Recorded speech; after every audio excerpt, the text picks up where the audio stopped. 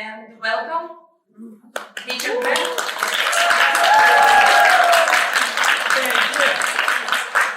So if you're a teacher and your students are sat down all day long, is that natural or not natural? No. That's not natural. That comes from England. You copied that system from the British system of education. The British system of education is take people from the countryside. We want them to work in factories. So the first thing they need to learn is sit down, shut up, because they've got to take commands from their superiors. Basic numbers and basic alphabets. That's all they need. Sit down, shut up is not natural. For a child to sit in a chair all day long is the stupidest thing we could possibly do. For you, being an adult, being sat in your chair all day long is one of the stupidest things you can do. All the really successful people I know, they work while they're walking, and when they're working on a computer, they have a standing up desk. That's the new normal. When you go to businesses, that's what people do. So make sure in your classroom, everyone is moving all the time, okay? Now that includes you and the students. So everybody stand up. Stand up. Sit down. Sit down. Okay, we're going to do a little bit of work, you know. Okay. I was going to sit you down for a little bit. So, yeah, if you want to be stood up the whole time, that's cool. But you balance it out, it's great. So that's the theory behind it. So somebody this morning was saying to me, I came to GenkiEnglish for 3 days, hating the fact you made me stand up all the time. And it wasn't until the end of the 4th day that I realized why.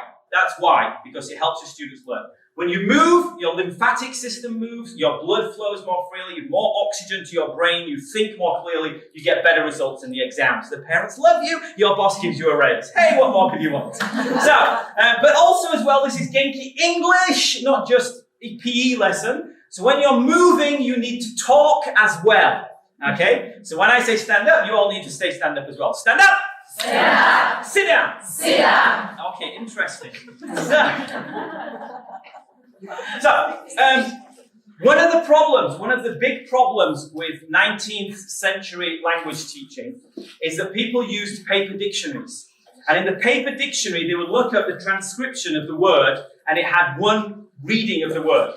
Okay? But there is an infinite difference between readings and intonations of words. So if I say to you, stand up, it means something completely different to stand up!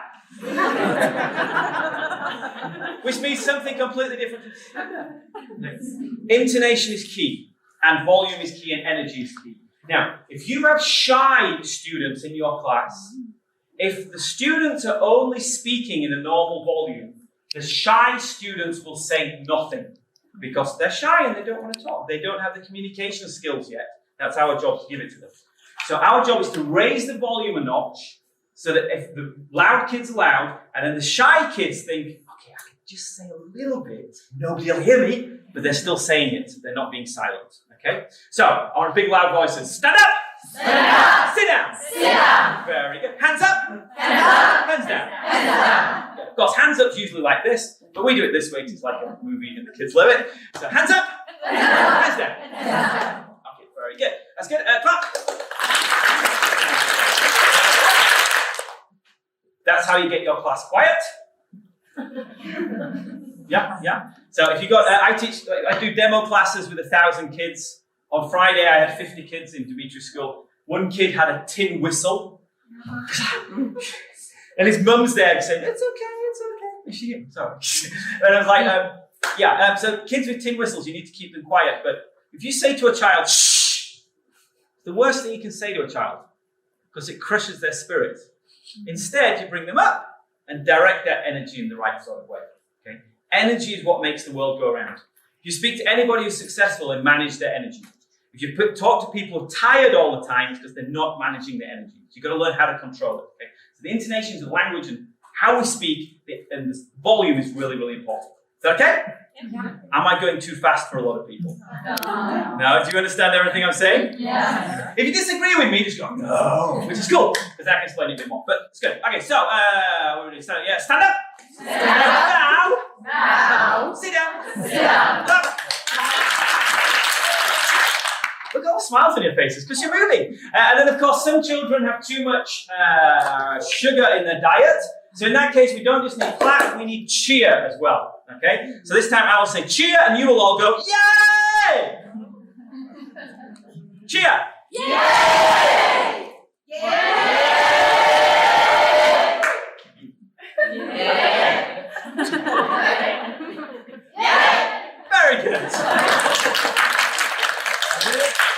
So that's all the theory covered now. We've done it all, yeah?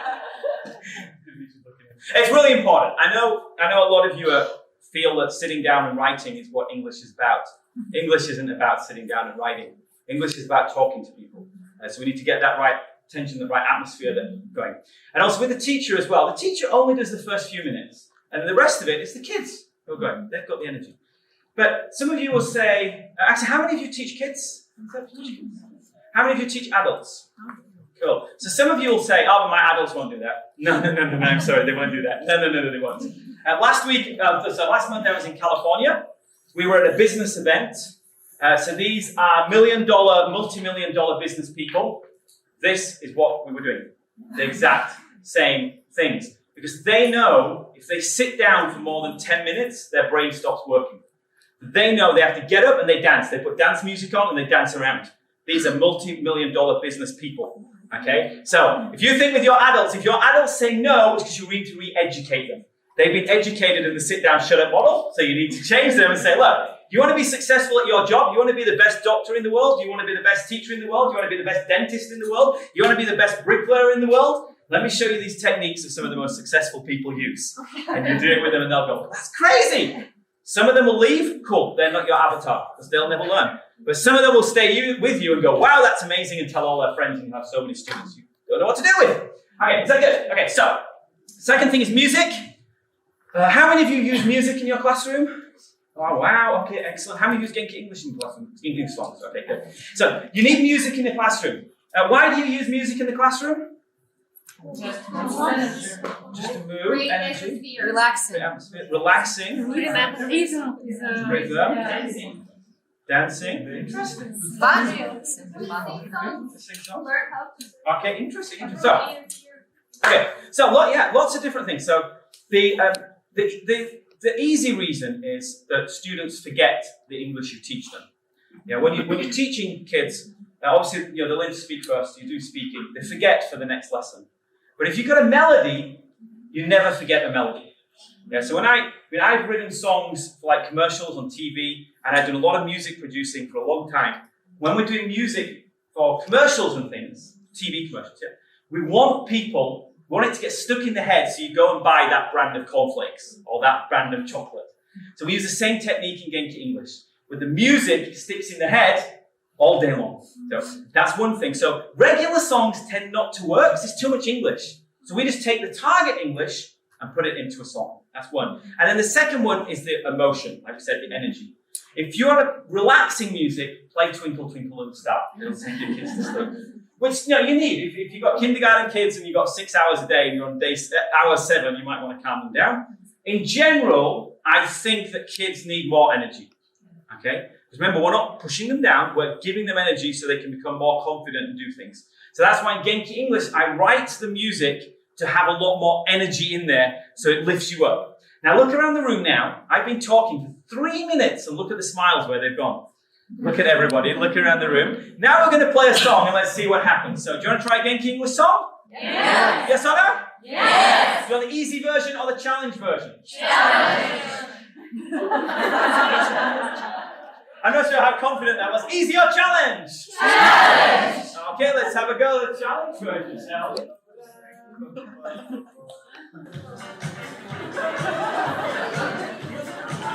We need more loud music. Stand up, sit down, hands up, hands down, hands down. Stand up, and bow. Sit down. Go, wait on your toes.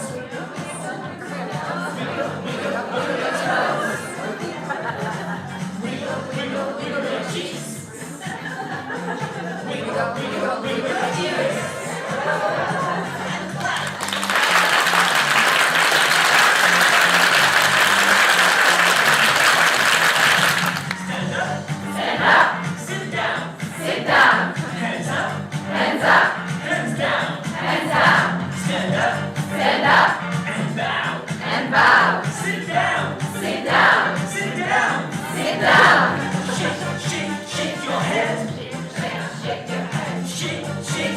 your hands. Shake your hands. Shake your arms. Shake your arms. Shake your legs. Shake your legs.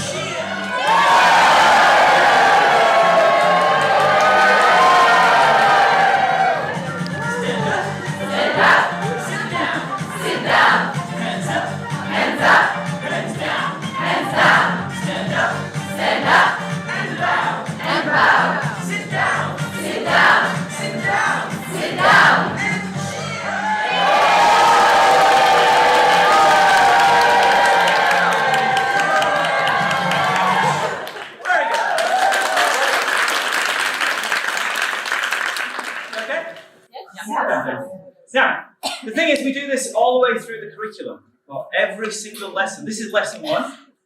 But for every lesson, we have this song. And the lesson plan we use is, we usually do a 45-minute lesson. How long are your lessons? Yeah, okay, yeah. Usually I prefer 45, because it's usually the limit of a kid's energy levels, like the glycogen levels and all that sort of thing. But also it gives you 15 minutes break between classes, which is really important. Talk to parents, talk to the kids. You know, a lot of people ask me every day, they email me every day and they say, you know, we've got this problem kid and he's doing this, blah, blah, blah, blah, blah. And, you know, there's a few discipline techniques we can use. You can do the clapping thing, you can do just walking next to them until they keep quiet. You can do the helper, so you bring them to the front and they become your helper. And of course you set down the classroom rules in the beginning. Yeah, so there are things like that. But you know, usually when you have a real kid who's a challenging class, the easiest way is to take, after the lesson, sit down and have a chat with them. Because remember, when people are angry with you, or people are not doing as they're told, or people are acting in a way that's not what you think, it's nothing to do with you. It's something outside that they brought into the classroom, yeah? So for those kids, it's good to have that break in between, so you can take the kids out, have a chat, find out what's going on, and then you can either be more strict on them if that's what they need, or be more softer on them if that's what they need as well. Obviously, that's a whole different skill set, which I'm sure everyone else will cover. So 45 minutes is good. In my lesson plan, we have very simple 1, 2, 3 lesson plan. Okay? How your lesson plans, like, are they one piece of paper? Actually, how many of you lesson plan? Okay, how many of you use lesson plans? Okay, interesting. Okay. How many of your lesson plans are like a full piece of paper or more? Okay, wow, okay, interesting. Okay, so, there's the thing, so lesson plans are totally useless. As you know, who is it, the famous, was it Patton who said that, you know, battle plans are useless, but battle planning is essential. Yeah, so lesson plans are useless because you'll throw them out. But lesson planning is invaluable, because when you're lesson planning, that's when you start visualizing and going through your lessons. Yeah. Whenever you do a new lesson, always go through it the night before in front of a mirror, and then visualize it in your brain before you go through it. And once you've seen it in your brain, just like, you know, we're talking about Olympic sprinters, they see it in their brain first, and they go, this is the movement, and then their muscles actually fire. Yeah, and then they finish, they do it, yeah. So you see it in your head. But my lesson plan is dead simple, 1, 2, 3, that's it. Yeah, it's easy, because it's got to be easy, it's got to be effective. Do you want to know what it is? Warm up? Yeah, hold on. Warm up and review.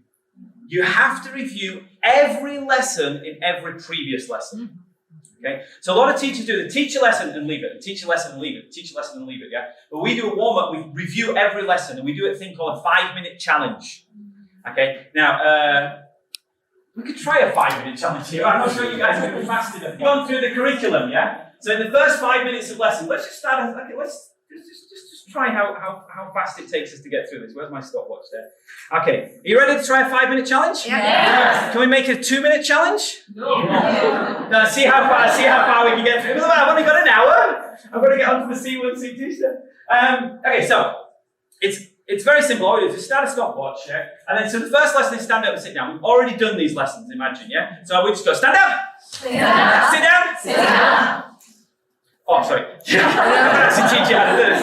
That means practice with your partner. So with the person next to you, you do as many of the actions from that lesson as you remember. Yeah? So you don't stand up, hands up, yeah, it's in pairs, things like that in pairs, okay? So go! What's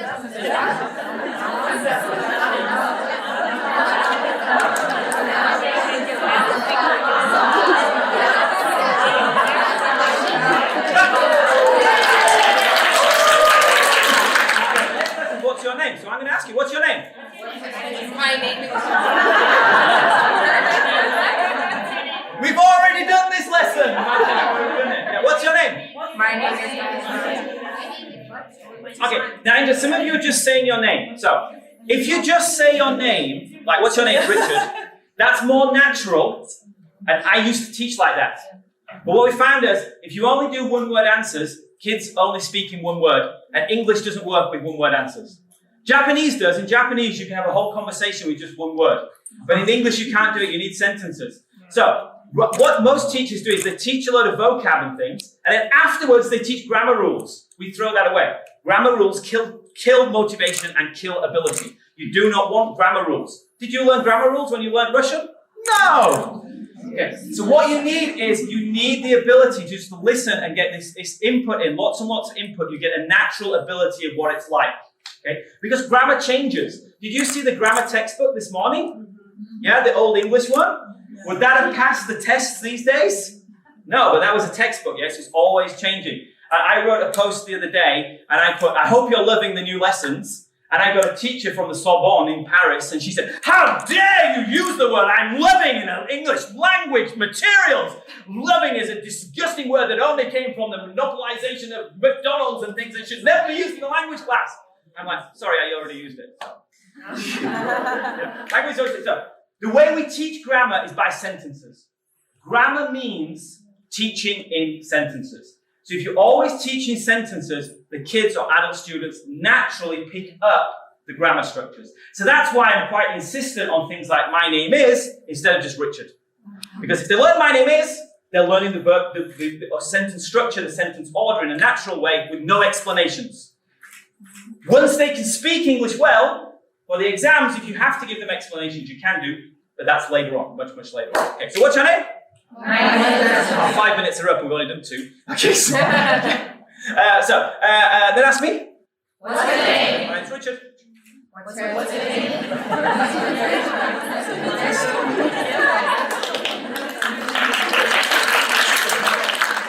Now, one point is to make sure you teach the kids to only ask what's your name once. Because I know what Russian teachers are like. When I say to you, say, what's your name to your partner, you say, what's your name? What do you think about TV? What do you think about that thing up there? And you never stop talking. But for your kids, make sure they only say once. They go, what's your name? My name's Will. What's your name? My name's Blue.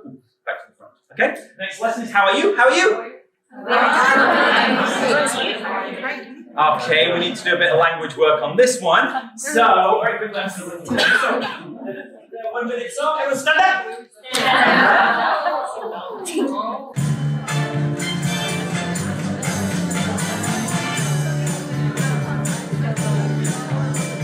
Hello, how are you? Sorry. Hello, how are you? Hello, how are you? Hello, how are you? I'm hungry. I'm tired. I'm cold. I'm cold. I'm sad. Hello, how are you? Hello, how are you? Hello, how are you? Hello, how are you? I'm happy. I'm great. I'm good. I'm okay. Hello, how are you? Hello, how are you? Hello, how are you? Hello, how are you? Very good.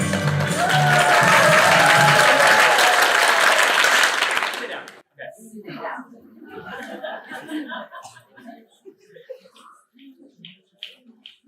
Can I ask you again? How are you? I'm great.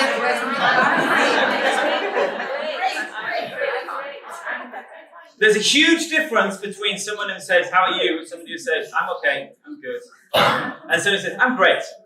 I'm having a great day. That's a positive virus. It's like a cold or the flu, but instead of making people bad, it makes people good. If you say to somebody, how are you? And they go, I'm great today, how are you? Smiles are contagious, yeah? So let's have lots of positive language in there. You notice at the end of it, it's I'm happy, I'm great, I'm good, I'm okay. So they go home and the parents say, "What happened to you? I had an English lesson, it was awesome!" And they go, and on a high note, anyway, so, this is like a warm-up stuff. Okay, so that's how are you? Next one, so how are you?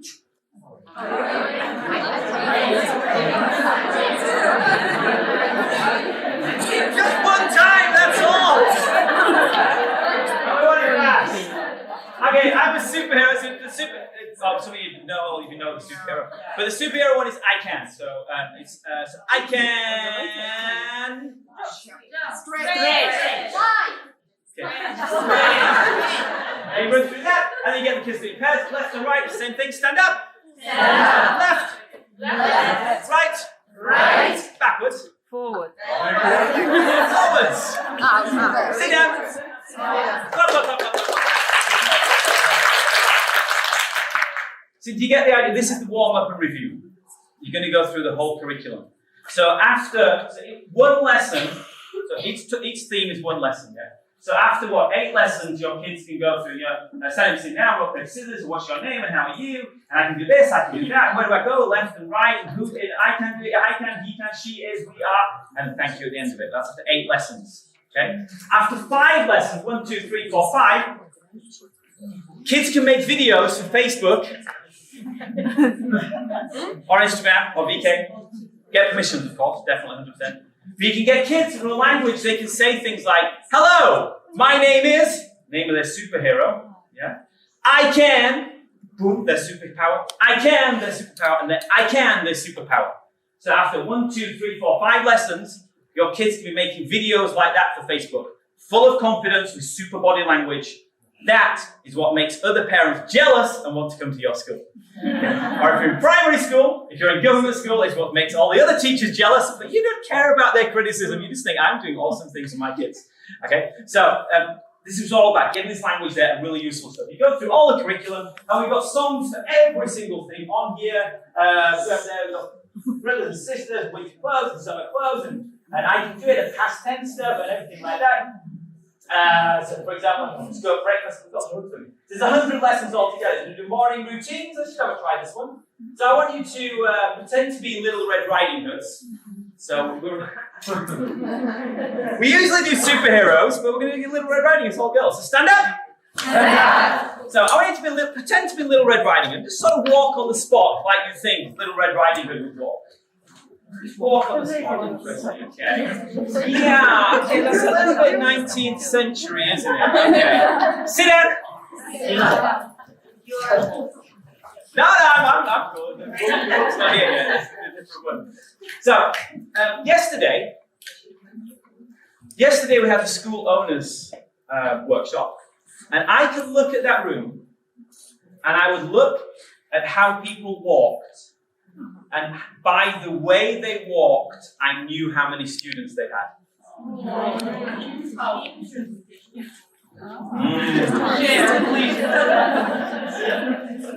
Now, for those of you who were there, or maybe some of you, if you think about schools, you know and things, you think about some of the teachers who are maybe not that good in how they walk and hold themselves. And then, especially in Russia, think about some of the ladies who have really successful schools and think about how they walk and move and hold themselves. Yeah, you can tell the difference a mile away. Yeah, and it comes from, it's both. It's the body language gives you confidence, but also the confidence gives you body language. Yeah. So for kids, I don't want Little Red Riding Hood to be a little girl going like that. But equally well, I'm not going to tell you how Little Red Riding Hood should be. I want you, as students, to think about it. 2019, super confident young girl who's going off into the forest on her own. I see her grandmother. She's not scared.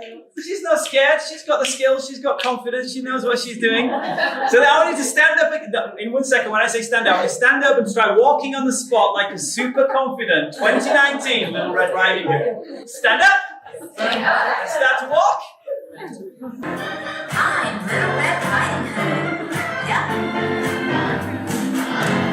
I'm Little Red Riding Hood. I'm Little Red Riding Hood. Oh yeah.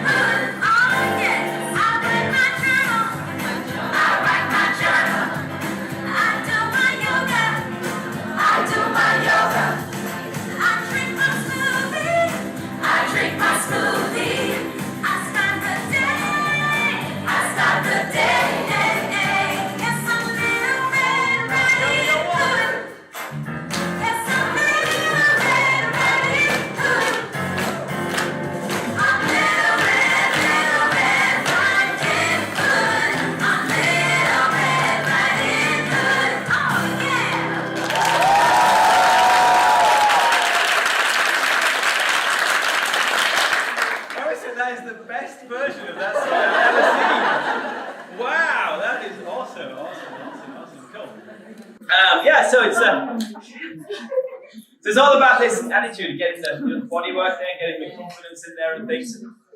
One thing you did very good at was meditate. Yeah?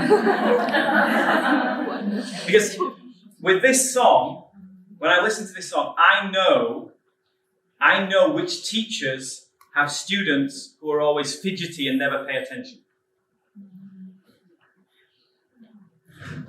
Because in the meditate thing, most of you have children who meditate, and then some of you, that silence was painful. Some of you had teacher's disease. Do you know teacher's disease? Teacher's disease is when you hear a pause. Immediately.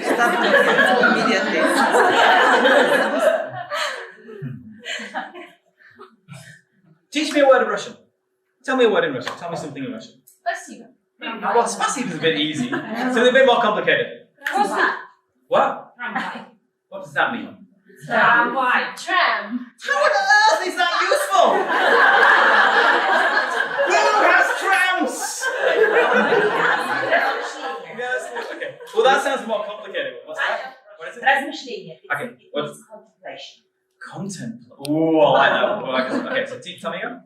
Размышление. Размышления. Раз. Раз. See, I like that. Миш. Ление. Ления. Размышление. Размышления. Now sing the song with this word. You have to write them. You have to write the songs for Genki Russian, please. Yeah. Okay, let me think. What was the word again? Teacher's disease. Get it? Meditation. Teacher's disease. I'm not teaching. I'm a lawyer. Okay, yeah, well, that explains everything, doesn't it? So,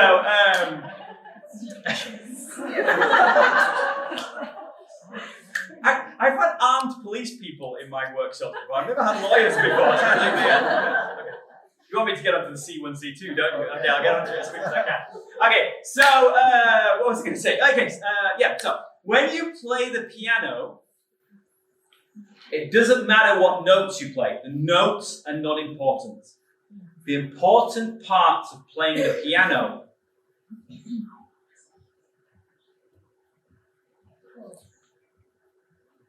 are the spaces and movements, really. What was that word again?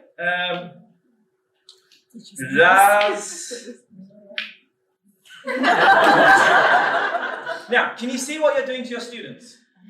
If you do that, you're saying to your students, don't try, I'll do it for you. No worries. Yeah, so. Do you need help? Well, no, okay, so that's, yeah, I'm not there yet, I'm still trying, I'm still thinking. Okay, come on. I just cheer up you. Okay. See, I need that, you see, so. Раз, нет. I think it was a little too soon. You're a little too soon in helping me. But you get the idea about these pauses and things like that. Yeah, it's really important. Okay, good. Okay, any questions on this part so far? the word? What about the word? Раз, нет, Ление. Размышления. Okay, very good. Okay, any questions? No questions? No? What are the three steps? So warm up interview. Good. Yeah. Okay, so let's have a look at that. First step, warm up and review. Usually takes 5 minutes. When you've been through 100 lessons, so that gets you A1, A2 level, 100 lessons. It takes 10 minutes. When you get more practice as a teacher, you can do that in a little bit less, but it usually takes 10 minutes. But that is 10 minutes of solid talking. Now, it is a little bit like drilling. It is a little, but it's all it's all the stuff the kids need to know straight away. So when you give them a thinking question, what do you think about? Which do you prefer? Need thinking time. But if it's something like, what's your name, where are you from, what colour is this, what colour is that, what's this, what's your favourite subject, what's your favourite ice cream, what's that, blah, blah, blah, blah, blah, blah, all these different questions, then they need to answer those straight away. So we want to get this boom, boom, boom, boom, boom. like table tennis, backwards and forwards as quick as we can. So we do that 5 or 10 minutes. The next session is the input section. Okay? So, is the input section. Usually it's about 15, 20 minutes. Okay? So the input section, several ways of doing this, but do you want to do the the traditional way or the modern way? The modern. So the modern way is the students buy the software, they do the software at home, they know all the input, and you don't have to teach it. Cool. So traditional way, i.e. purposely slowing the kids down, because if the kids have got the software at home and they can learn at home twice as fast, why would you not do that? Yeah? And if some of them haven't learned anything, like because they had some other things to do. Yeah, okay, so you make, yeah. Probably. It doesn't happen. So what happens is, in your class, they know that they come to the class next time, if they haven't learnt it, they're going to be so far behind that first time you can have a little word with them, and second time you have a little word with them, and the third time you have some sort of sanction in place. So government school, you have the government school sanctions. If it's your school, you say, look, this is part of the rules. Like, you wouldn't shoot somebody in the classroom, so you wouldn't not do the homework either. It's just part of the rules, you just do it. So, but it's only 5 minutes a day anyway. But the point is, you can get 100 lessons worth of work done in 50 lessons. Yeah, you can get a lot less. So 200 lessons of work done in 100 lessons if we got it at home. That's the modern way, and that's what most successful teachers do, or they push that way. Now, if you're still not confident enough to do that, if you still feel you need to teach, then okay, we'll do it the old-fashioned way. So the old-fashioned way is basically going to introduce the language in the classroom. But I don't like it, really, because that assumes that all children learn at the same speed. When they've got it at home, they all learn at their own speed. And if one kid needs a phrase 50 times, or like me learning that word 50 times, they'll do it. And if one kid needs 3 times, they'll do it that way. Whereas in a classroom, you sort of have to average it out at maybe 3 or 4 times. Okay? But what you do is, first of all, you just need a little story. So we've got today's grammar point. It's going to be, what did you do? So, wow. Yeah. So, this morning, did you see this morning? There was a dinosaur in the classroom. A real dinosaur. Yeah? There was a real dinosaur. Yeah. And apparently, he'd been here all night. Can you believe it? So you're just going to make up any story. You just need some sort of silly story, yeah? So if it's sports or something, it's like, David Beckham's coming. Oh, they don't know David Beckham anymore. They don't know Ronaldo. Okay, whoever the kids know is coming to school, yeah? And he wants to play sports with you, but we don't know what his favourite sport is apart from football, because we're not allowed to do that. So how do we ask him what his favourite sport is? You do this in Russian, of course, yeah? And then you say, well, in English, this is how you say it. Yeah? Okay, I'm probably going a bit too fast on that, but okay. So you need little stories. A little baby dinosaur came into the classroom the other day, and I said to him, and you do this in Russian, you say, so I asked him, I said, you were here all night, and I said to the baby dinosaur, I said to him, how do you say it in Russian? What did you do? What is it in Russian? Что ты делала? Okay. So I said to him, что ты делала? And he didn't understand me, because he only spoke English. It was an English dragon. Can you believe it? How do you say that in English? Что ты делала? How do you say that in English? I wonder. And if they know, you don't need to teach them this lesson. They're further on in the curriculum. But if they don't know, you just press the button. What did you do? What did you do? Yeah. What did you do? What did you do? What did you do? What did you do? Very good. Now, you notice how you were copying the intonations and the different accents. Yeah. So you're learning American, British, New Zealand, Canadian. There are all different accents in there. Because if you only learn one accent and then someone else comes, then you sort of get stuck. Yeah. So you need to have lots of different ones. You notice lots of different intonations. It wasn't transcription. It wasn't transcription of what did you do. Yeah. It was all different intonations. What did you do? What did you do? What did you do? What did you do? Because you know the difference between, if you've got a little kid and you say, what did you do? Yeah? But it's a different to, what did you do? Which is very different to, what did you do? Very different. Yeah? So make sure we're teaching all different intonations and things. So, what did you do? What did you do? So what do you think the dinosaur said? What do you think he said when I asked him this? So what sort of things did he do? What do you think he did? Dance? He didn't dance, no. He ate all the ice cream. I remember the kids are saying this in Russian, yeah? And then you're going to teach them how to say it in English. Yeah. Well, actually, so she came with ate, so I'm going to go with that. I ate my breakfast. I ate my breakfast. Yeah. And do you know what? He did a gesture for it as well. Can you imagine a gesture for I ate my breakfast? I ate my breakfast. I ate my breakfast. Yeah. And then I said to him, cool, what else did you do? What else do you think you did? Yeah. Now you're all reading this. The kids can't read. We're not at that level yet. 100 lessons of speaking only before you do phonics. Okay. If you introduce reading and writing too early, you kill motivation and you kill pronunciation. Okay. I'm sure you've seen that in lots of Russian schools where kids start off with reading and writing together with the speaking. It kills everything. Now, obviously, Marjorie has a slightly different experience this morning, which is wonderful. But I would always recommend 100 hours of speaking first before you do any reading or writing. Okay? But you just go through and they get the kids to come up with stuff, and if it's something that's in the song, you just teach it to them. So, for example, I put on my pajamas. I put on my pajamas. Good. I want you to, this is part of the input, you're doing all the input. They're hearing these phrases lots of times. Make sure they hear each phrase at least 4 times. Okay? Ideally 8 times. Okay? Just keep count. Some teachers just do this, they do this, they go, I ate my breakfast! I went to school. I did my homework. I drank some water! Finish, you've done it, go, yeah. That's what it is, you don't want to do that, yeah? Remember, it doesn't matter what the kids have done. Sorry, it doesn't matter what you've done, it matters what the kids can do. Okay? And one of the things as well is a lot of teachers do this. They try to correct the native speaker pronunciation. So if I go, I'll just pick a random one here. I said, thank you. I said, thank you. And they do things like that, and they try to say it in a local accent. It's like, no! So the kids copy from the computer, not from the teacher. Okay? So there's no point having all these recordings of native speakers, really Genki, energetic people, if then they're modeling you.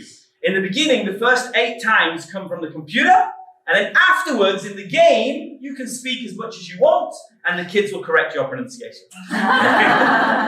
Which is what it's all about. So, and then you go through the mini lesson, we're running out of time here. You go through the mini lesson, it teaches the song, and then you play the song, and that's the end of the input section.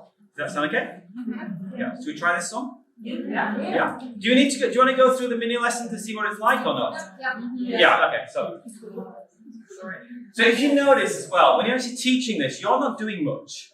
You're doing the warm-up, and then you're introducing the story, but then pronunciation comes from the computer, and now the mini lesson, teaching the song, all comes from the computer. So you get to conserve your energy. You're not having to be crazy all the time.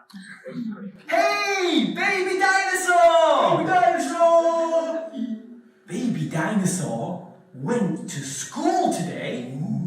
Baby dinosaur, what did you do? What did you do? I ate my breakfast. I ate my breakfast. I went to school. I went to school. I did my homework. I did my homework. I drank some water. I drank some water. Yeah, really? What else did you do? I said, You get the idea, yeah? What was I doing?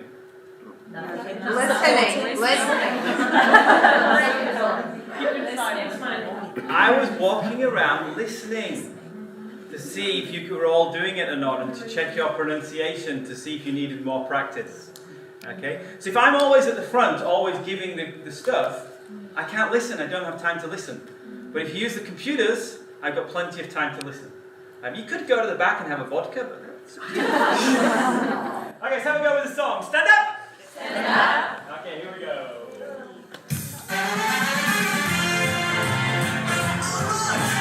Baby dinosaur!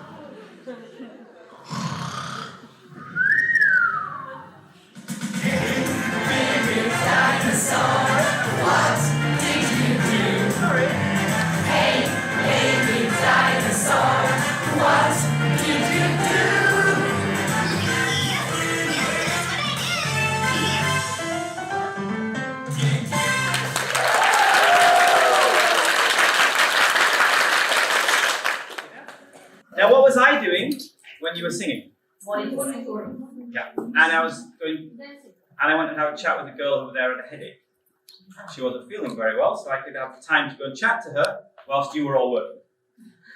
Yeah, because the computer frees you up to do that. Okay. So that's the end of the input section. So the warm up and review everything you've done. Input with a little story, the software, the words, and then the song. And then finally we need an output section. Okay? And the output section is where the games come into play. So this is where we use classroom games. Let's have a quick go at a couple of games. Hopefully you remember all the phrases. So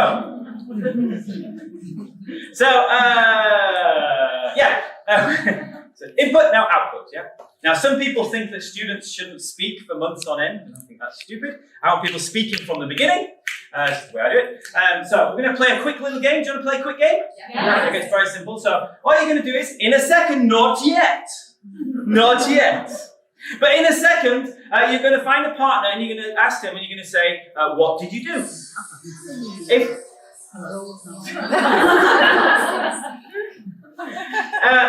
it's their first time, how will they answer?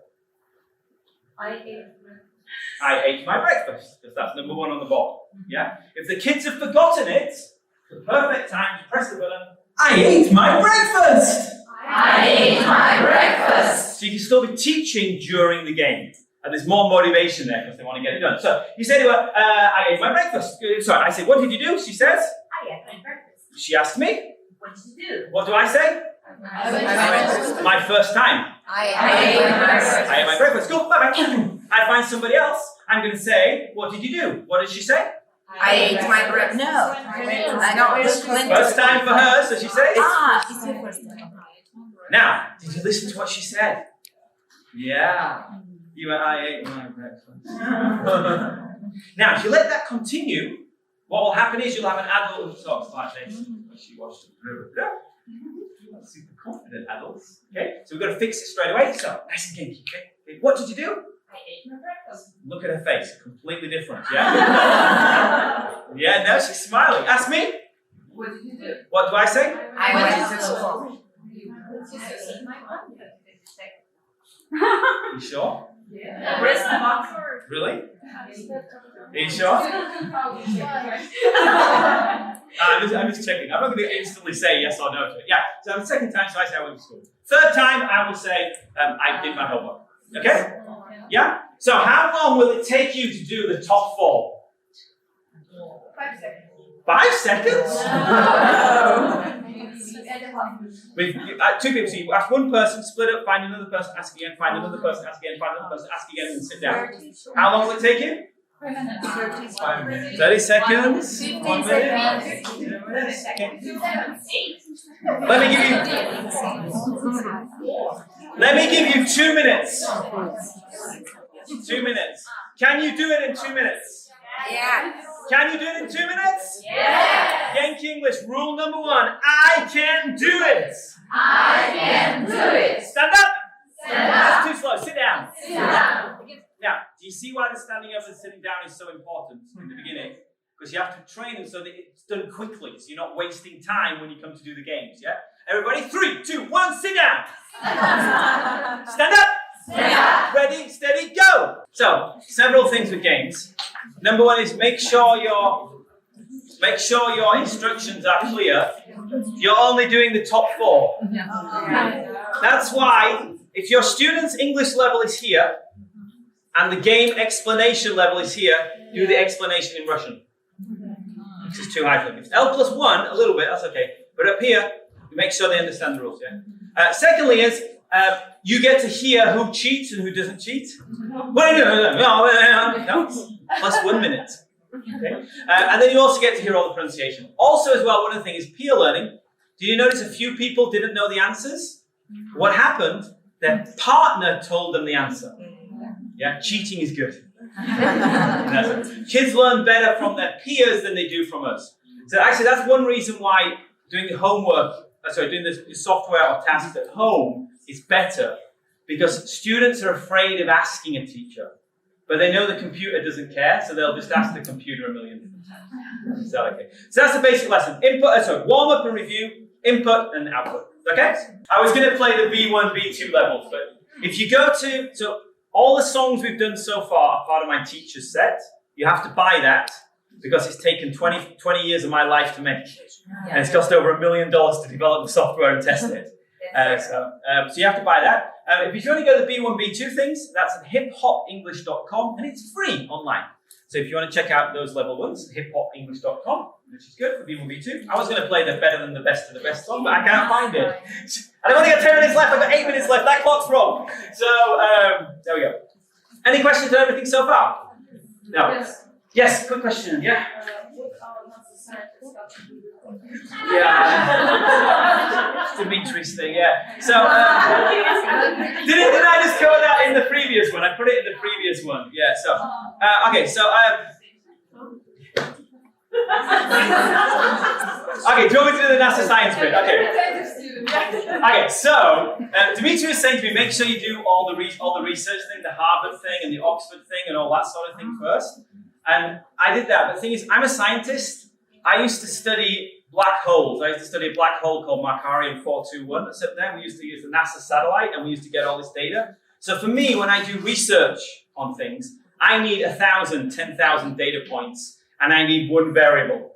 And when I look at educational research, a lot of the problems with it is, it's useless. You can do a lot of maths on it, but the problem is the data sets are too small. So the data sets are really small, so it's not very accurate, and there are too many variables.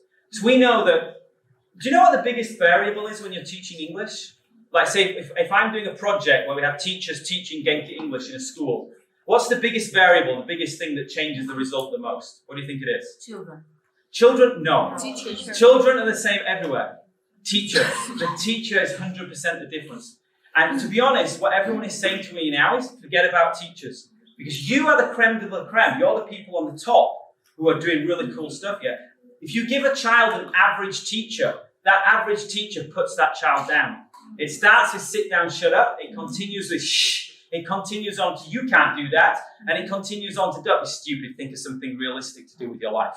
That's an average teacher, yeah? So the best thing we can do for classrooms is get teachers out of the classroom. Which is why I did the previous little talk, because you as the awesome teachers, we need to spread you out more and get you out there more. And then we can get more data points from doing that stuff. Does that make sense? But I thought today when I looked at all your faces, you don't want to do all like science stuff, but cool. If you want to do science, you can do NASA science projects. You go to NASA, and they have lots of outreach science programs. With my junior high school students, we did a simulated launch of a NASA rocket. We got real data from NASA, and we downloaded that data. And my students, junior high school, we had to look to see if there was water on the moon. And we had to do neutron spectroscopy and all this sort of stuff, teach it to the kids. They don't speak English, yeah? We had to teach it to them so they could get the data and they could analyze it and find out if they could find water on the moon. They didn't. They were actually looking for rabbits because Japanese people think that rabbits are on the moon. We didn't find those either. So there's lots of things like that. So yeah, sorry I don't talk about too much. I run out of time. Okay, so I hope that's okay. Was that okay so far? Yeah. So I'll just finish quickly off. So a lot of you are asking about the new C1, C2 program I'm doing. So my job is basically now teacher training. I help teachers out. Although I don't need to do that anymore because so many of you are so awesome. And teachers like Oksana's presentation and everyone else's presentations are amazing. So I'm cool. I don't need to come back to Russia, which is good. But I am. Because I'm developing new materials, I always want to walk the walk. So on Friday, I did a kids class because I don't want to lecture you on, say, do this with kids if I can't do it myself. Because I know a lot of experts, they say, do this in your classroom. I'm like, dude, if you ever set foot in a classroom, they'll eat you. So I always want to do that. So I've got a new advanced course, and if any of you want to run this course, this is what we do. It's very simple. If you want to do it on your own, you can do as well. So, excuse me, I have to go through it really quickly, don't I? So this is C1, C2. So it's a 30-day challenge. What we do is do 30 days of lessons, okay? And basically, you need to have lots of words, you need to have lots of new phrases and lots of patterns. You need to have that. That's one thing you need. Sorry, I'm going to have to stand over here. What we do an hour each day. If you want to do an hour each day in 30 days, you can dramatically improve your English, okay? And we have two sections to this, input and output again. Okay? This time the output is through journaling. So from journaling, you have, it's a little bit difficult to see here, we have 3 questions. If any of you would like this journal, send me an email and I'll send it to you for free. You do this journal every day and you say, what 3 things am I grateful for today? The next thing you write down is what would make today a great day? You do a daily affirmation. What 3 awesome things happened today? You write that at the end of the day. And then what could I have done to make today even better? If you write that out every day for 30 days, you're going to get future tense, your past tense, and all present tenses. Plus, you are going to be as happy as you can imagine. Because gratitude is what gives you happiness. Silicon Valley, all the top CEOs do meditation and then they do this type of journaling every day. When I work with 8-figure, 7-figure businesses, they do this every day, this type of journaling. So that's the output stage. And then if you want to do even more, you record it and put it on Facebook.